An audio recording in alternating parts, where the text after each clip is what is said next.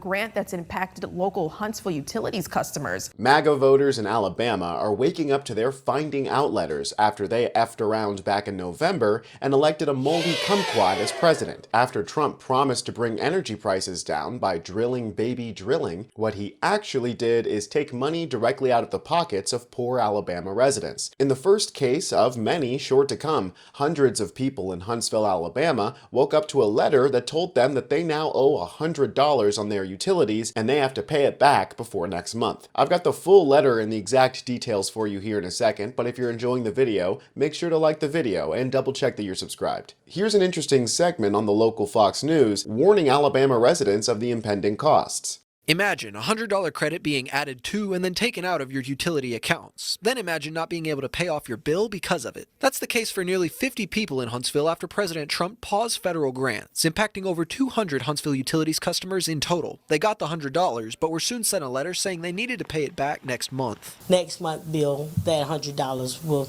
they will be responsible for the $100. And while $100 to 255 people might not seem like a big deal, it is to those people who live there. I've been behind on my utilities before, and back in college I got my lights turned off. And I understand the stress and trauma that can come from trying to make ends meet just to get the lights back on. I can't imagine being on a knife's edge financially, then being gifted $100 for my utilities, spending the money that I earned on other things, and then getting that $100 taken away. So now I'm magically behind, and not because I did anything wrong, but because of the whims of Donald Trump, who just randomly decided to freeze all funding. And make no mistake, it is Trump's executive order that caused this to happen, as was detailed in the letter that these residents got from their utilities company. This letter informs you that you have been debited for $100.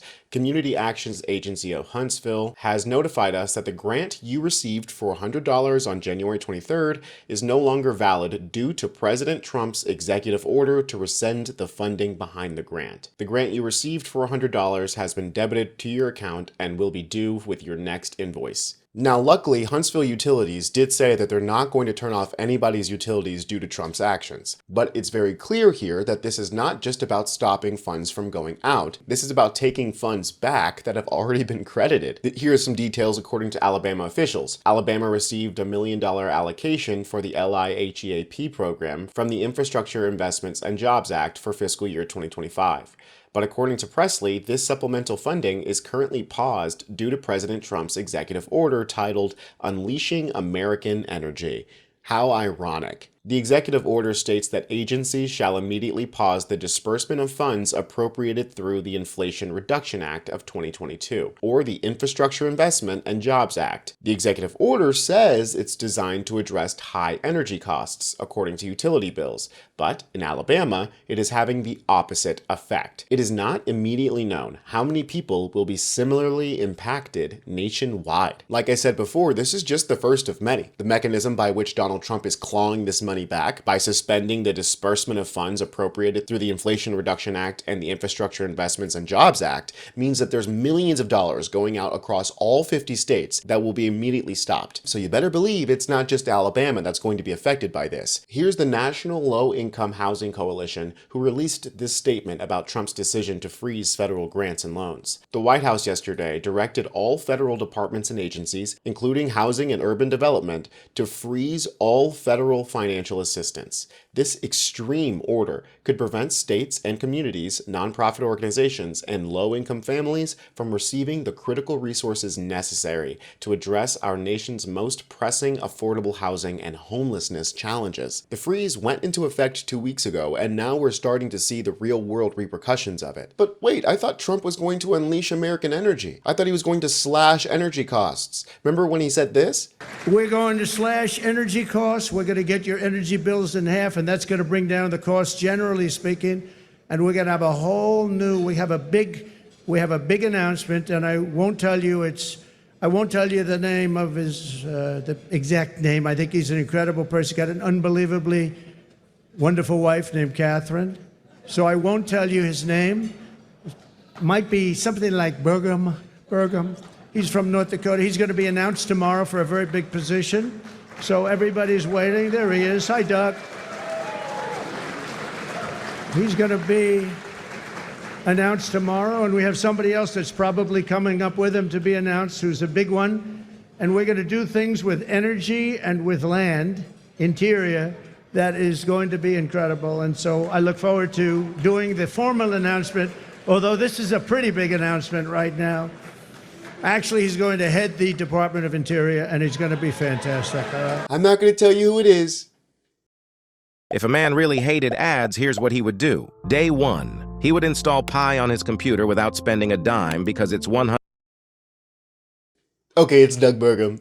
What a fucking idiot. And what did Doug Burgum do for us to slash energy costs? Well, after Trump named him Secretary of the Interior, and after his executive order unleashing American energy, this is what Doug did. Announced the immediate suspension, revision, or rescension of the following documents: leasing practices, conservation practices, waste management, in protecting endangered wildlife, protecting birds, risk management when it comes to oil leases, rescinding, revising, or deleting all of these documents protecting the American people and the environment from the oil and gas companies. When it comes to reducing prices for the American people in this current cost of living crisis, what he did was initiate a department-wide review of all programs and regulations that are unnecessarily causing higher living costs for American workers. Interior will focus on ways to eliminate harmful, coercive climate policies and lower the cost of energy, which will, in turn, restore purchasing power to the everyday American and improve overall quality of life. That's right, guys, those pesky climate protection regulations that were causing your electricity bill to go up, those are going to be rescinded. That way, you can finally afford groceries. Of course, ignoring the fact that the experts say that increasing oil and gas production isn't going to reduce our energy costs, because oil and gas production isn't a United States only kind of thing. It is a global market. And if the United States just starts producing more oil, well, the global markets will react. Here's an excellent blurb from factcheck.org. Experts we interviewed said increasing the domestic supply of oil and natural gas, if worldwide demand stayed constant, could lower prices, at least somewhat and for a short period of time. But ramping up the supply is a decision oil and gas companies have to make, and they wouldn't be inclined to produce more for a lower price. And even if they could be incentivized to produce more oil and gas for less in profit, international producers would react to the increased U.S. supply by pulling back on their production. Sanjay Patnaik, director of the Center on Regulation and Markets and a senior fellow in economic studies at the Brookings Institute, told us that there was a really low likelihood that drilling for more oil would lower prices, because those prices are set at the world market. Any additional production we have would go to the world market, and then it depends on demand. So drilling, baby, drilling isn't going to lower your energy costs. If the federal government really was invested in lowering our energy costs and increasing our energy resilience, we would be investing in clean, renewable energy and nationwide grid updates. So of course it doesn't make any sense when Trump says this. And we will frack, and drill, baby, drill. And I will cut energy prices in half within 12 months from January 20th, the day you assume the office of president. We will have, because we have more liquid gold under our feet than any other country, including Russia and including Saudi Arabia. Uh-oh, fact check time, something that Donald Trump hates more than anything. Myth, increasing oil and gas production will help secure U.S. energy independence. Fact check. Again, oil and gas are global commodities. There is no way for the United States to wall itself off from the swings in global price and supply.